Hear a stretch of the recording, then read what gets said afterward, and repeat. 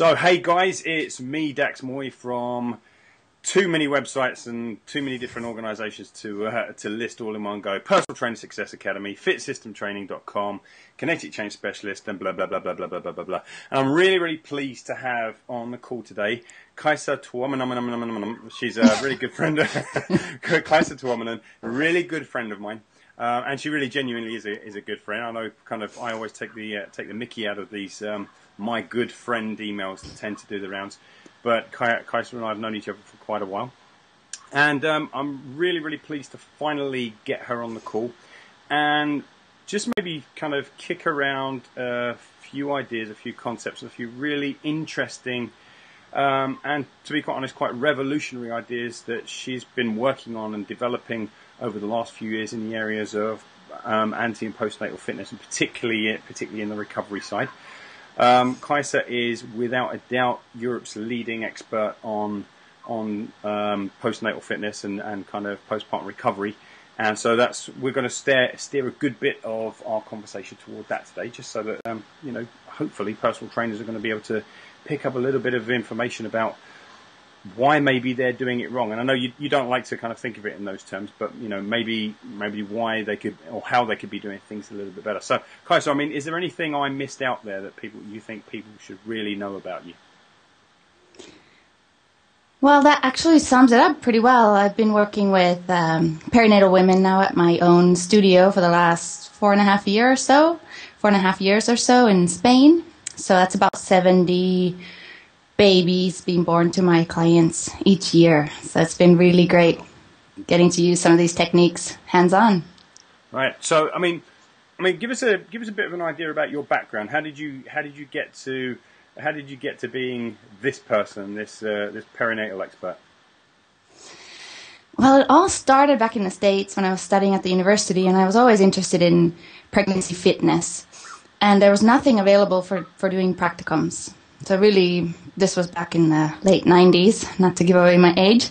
So I always was interested, but couldn't find anything to go check out what people were doing. And then my friends started getting pregnant and nobody knew what to do. So I just started looking for information. And really, I started on the physical therapy side and the doula and midwife side, because I thought I needed to learn about birth in terms of being able to apply it then to fitness. So I started there, and then my friend invited me to her birth, which was quite a disaster of a birth, actually, and ended up in a C-section, and then she was given no instructions. So I just thought, this is huge. If men were getting this kind of surgery all the time, there'd be protocols. So how is it that women are getting cut open and nobody tells them what to do afterwards? Mm-hmm. So where did that lead you? What was the next logical step for you then?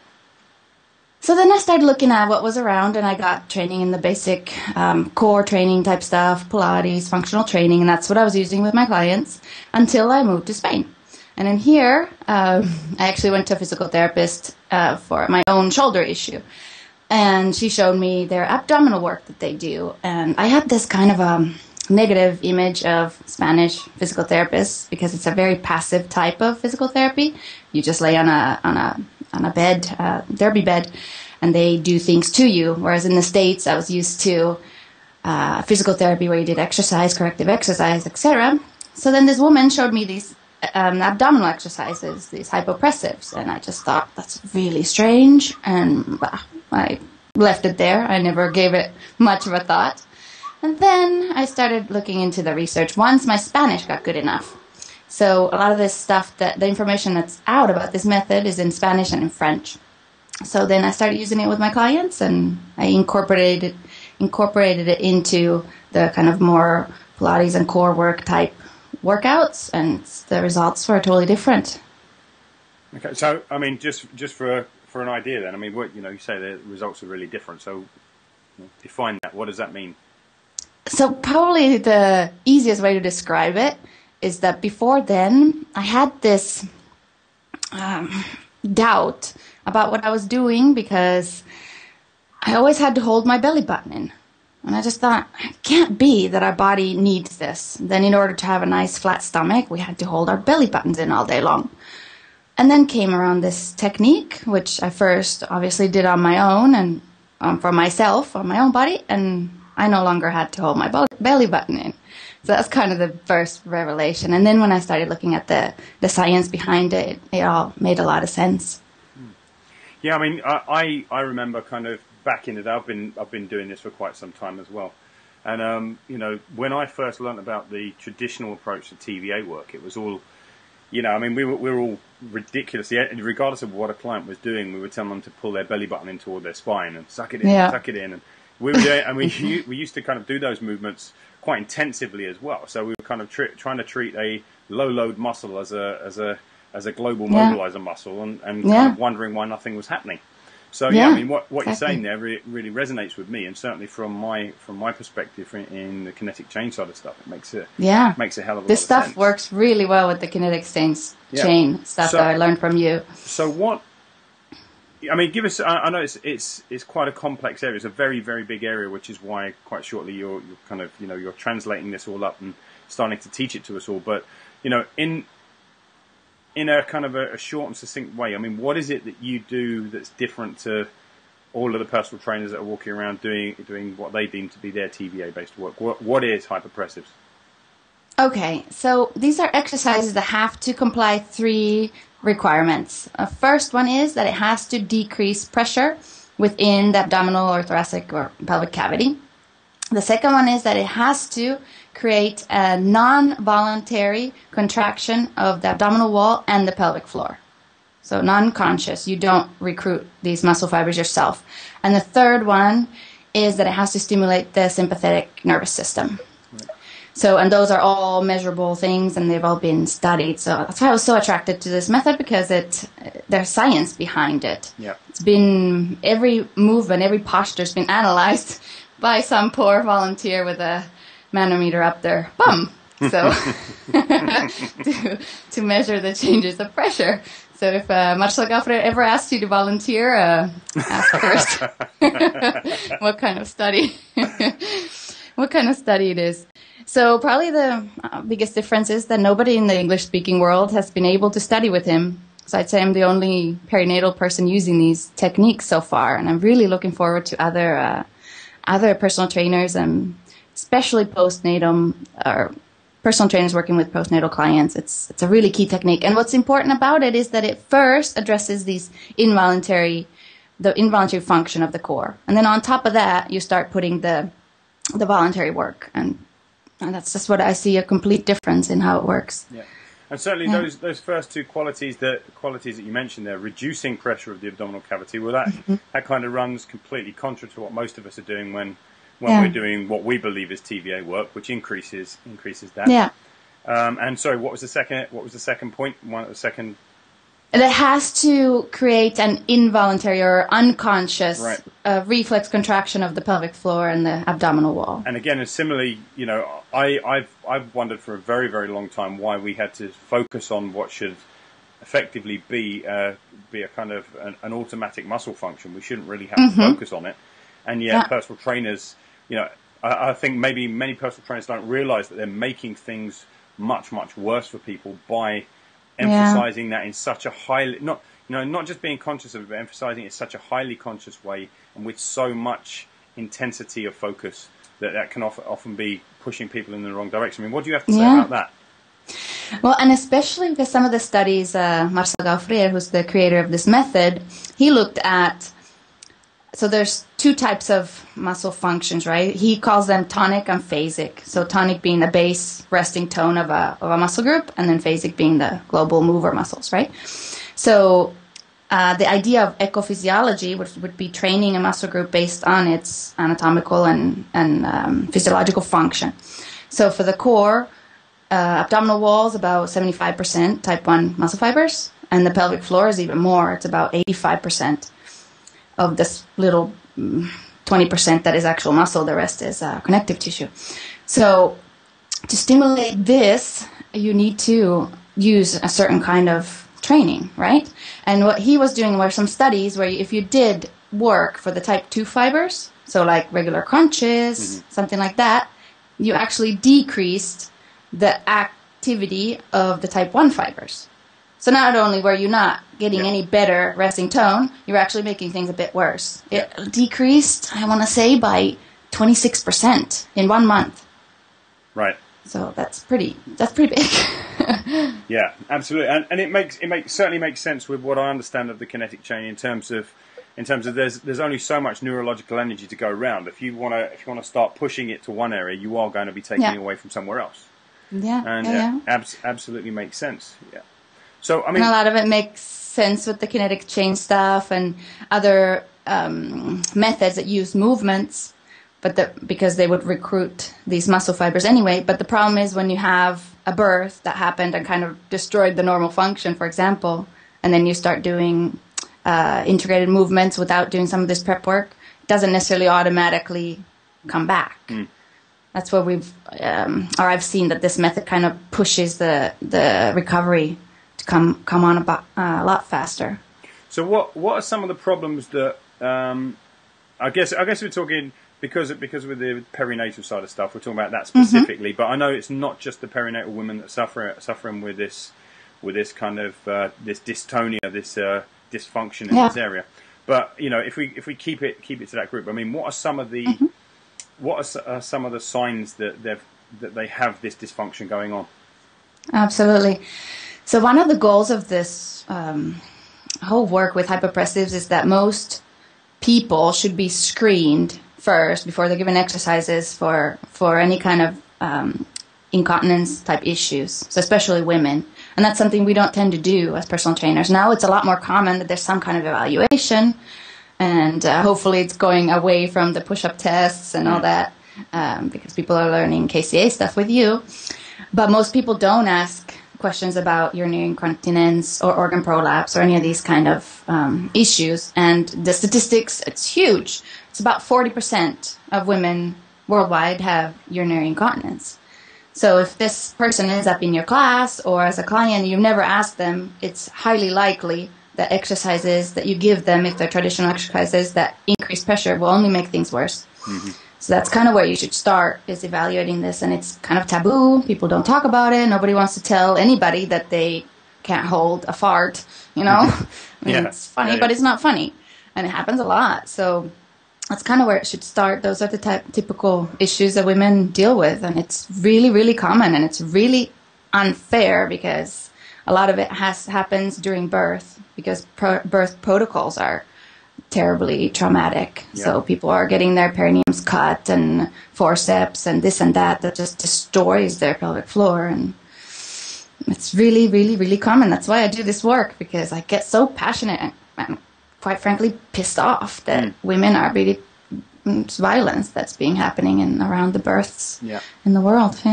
Absolutely. I mean, kind of a strange thing to bring up in an interview, but I remember last year you sent me a video of a vagina, which that's right, not mine. But which was actually a really, really interesting video, though, because it showed exactly what you're describing here in terms of someone's doing a crunch, and we're seeing that prolapse. That was actually really, really interesting, because it's the first time, I guess, you can mentally kind of picture what's going on when people intellectually you pick up on it, but it's a very, very different thing seeing it. And so I mean, so what you're saying is that the hypopressive techniques is actually taking care of that. So that stops being a problem. Yeah, it tends to reduce stress urinary incontinence if there's no prolapse, usually completely in most cases. And then prolapses, which could be bladder, rectum, uterus. If it's a grade 1, which means it's come down a little bit, tend to be able to be lifted back up. If it's a grade 2, where you can actually see the organ at the vaginal opening, then it can be reduced a bit. If it's grade 3, where the organ's coming out of the body, then it's surgery. But yeah, that's why it started. It started as a therapy. And actually in Spain, there's a political mess around this issue, because therapists don't want personal trainers learning this and So actually, you guys in London will be lucky, because we've restructured it where everybody does the same basic course, because it's an exercise that I don't see why a personal trainer couldn't learn it just as well as a physical therapist. Yeah, absolutely. So I mean, that brings us on neatly. So you're coming to London. When's the course again? 21st of April, 2 days, 21, 22 of April, so about 5 weeks from now. So what are you actually going to be teaching us during that course?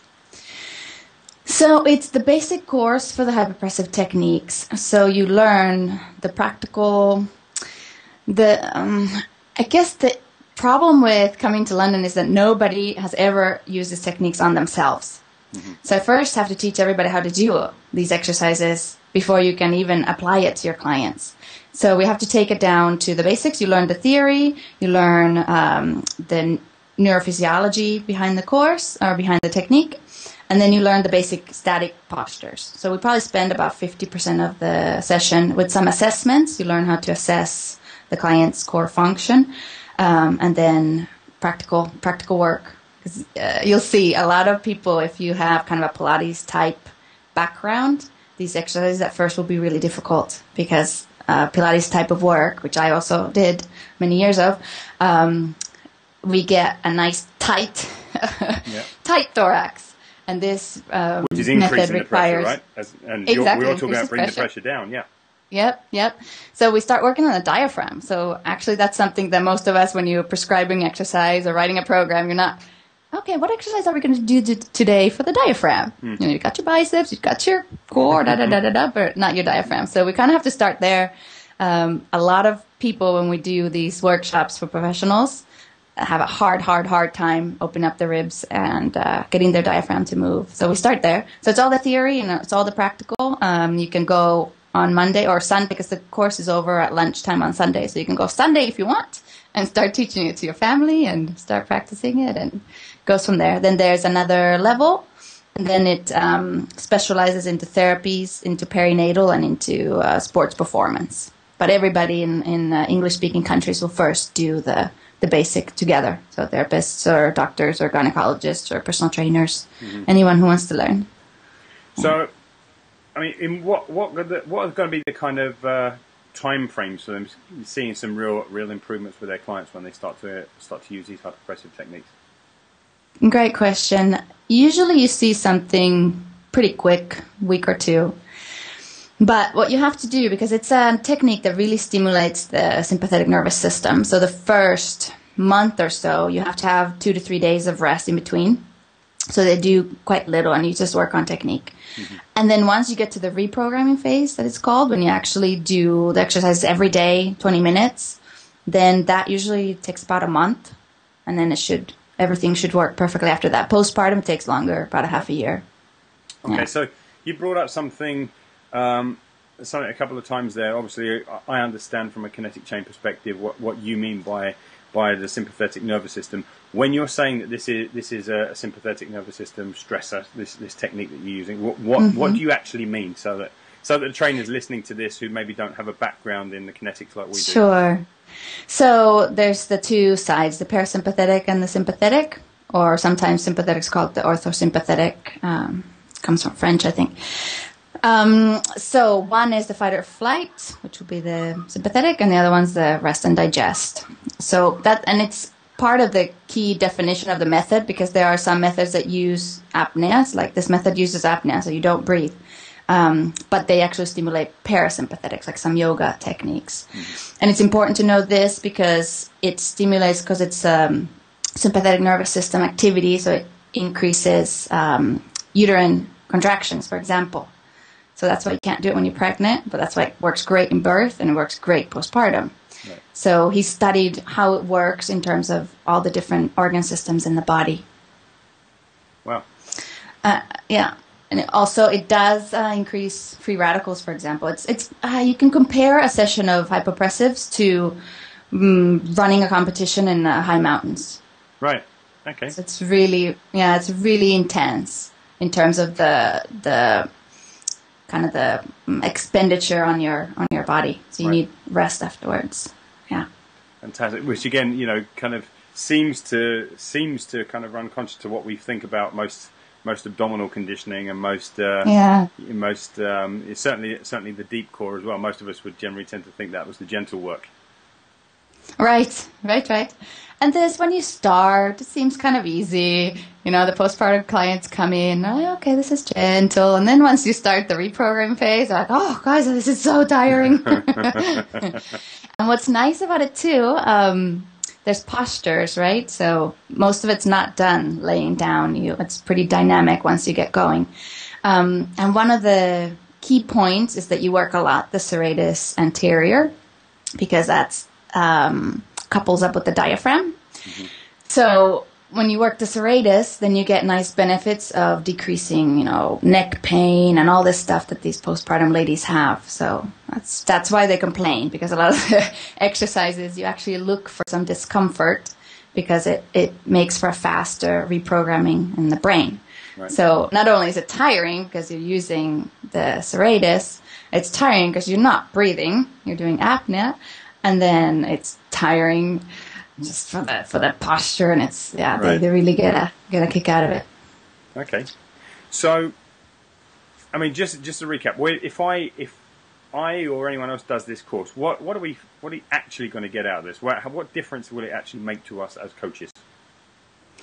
So I think it'll give you the skill first to assess your clients, who needs to be referred if they have any kind of issues with their pelvic floor, for example, to get a baseline of how are they doing with their core and their pelvic floor, and then a systematic way of reprogramming that core. So this involuntary function. So it's great, obviously, for the perinatal client, but also for anybody. I mean, pretty much everybody needs to manage these pressures within our abdominal cavity properly to avoid hernias. For men, it's more inguinal hernias, abdominal disc hernias. And for women, it's down below. So you get that. I was just about to ask about the benefits to others who weren't kind of recovering for pregnancy. So I think, you know. Yeah.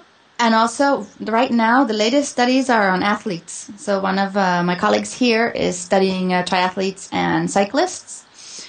And it's tremendous, the kind of increases they have in EPO and hematocrit, to the point where the people doing these athletes' blood work didn't believe it. They thought that they'd been doing doping. Right. Yeah. Wow. And the theory right now is that it actually... this exercise makes the spleen contract, and it has to pump out new blood cells. So there's lots of stuff. I mean, I sound like an infomercial because it cures everything. No, but we at my studio, we changed our entire structure of all of our programs, and everybody, well, not everybody because there's contraindications, but our programming includes these hypopressives. So I should probably tell you the contraindications. So you can't use it in pregnancy, and hypertensive people can't use it. It increases blood pressure if you have an abnormal response to blood pressure. So trainers or therapists will need to do control blood pressure of their clients. Right. Okay. Yeah. Wow. I mean, it sounds really, really great. I think a lot of people were, you know, I know that this information is long overdue, and it will help a lot of people. But, you know, if someone's interested now and they want to find out more about the course, they want to, even better still, they want to get signed up for it, where can they go to find out? It's hypopressives.com, and that's hypopressives with one S. So there's it's the workshop is on there. It's the very first inaugural workshop in English. Yep. So they've been teaching them here in Spanish and in French and in Belgian and in Italian for many years, since 1980, I think, the first ones. But yeah, the first one. And this first one, I'll be accompanied by a physical therapist coming from here and the head of the organization. So there'll be a bunch of us helping with the practical and stuff. So this first course will be extra special. Very, very good. And it's in London, right? Yeah, we're still working on the venue, but it should be somewhere smack dab in the middle. Quite central. Yeah, central.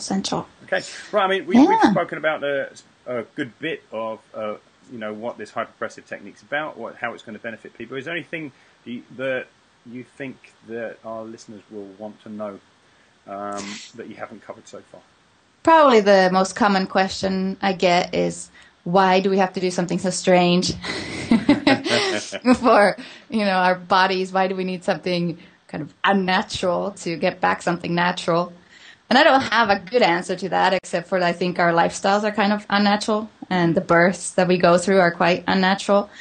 So, and apneas, they've been used tons of years in other ways and in therapeutic ways. It's just us in fitness industry that we've been kind of drilled in our heads that, you don't breathe? That's bad for you if you don't breathe. Yeah. It's terrible for you.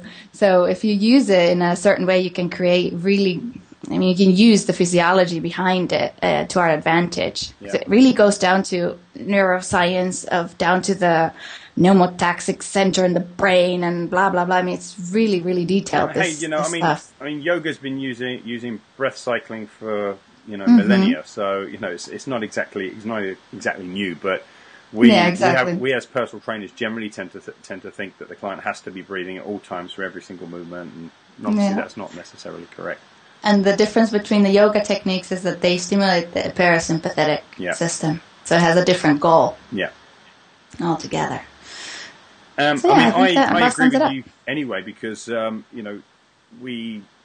often get asked the same question about why we're having to do certain things, and surely the body should know. It basically forgets. I think it's the simplest way of putting it. We put so many lab-like instead of lifelike demands on the human body that it forgets how to act in a lifelike way. So it needs a bit of time to be re-educated, and this sounds like a perfect way of starting that re-education process over. Kaisa, thank you very, very much for your time today. I'm going to get this up live on the site somewhere. I'm going to get the link to the Hypopressive website up so that people can find it easily and get more information. I assume everything that they need to know is on that page, is it? Yeah, and there's the early bird discount, I think, until next week or so. Well, we all like early bird discounts, so I know. So I'll definitely get people jumping at that one then. I live in Spain, so here nobody's early on anything, so they don't understand this concept. They don't get it. Kaisa, thanks very, very much for your time today. That was absolutely brilliant. Thank you, Dax. And I look forward to speaking to you again soon. Yeah, thanks. Take care. Bye.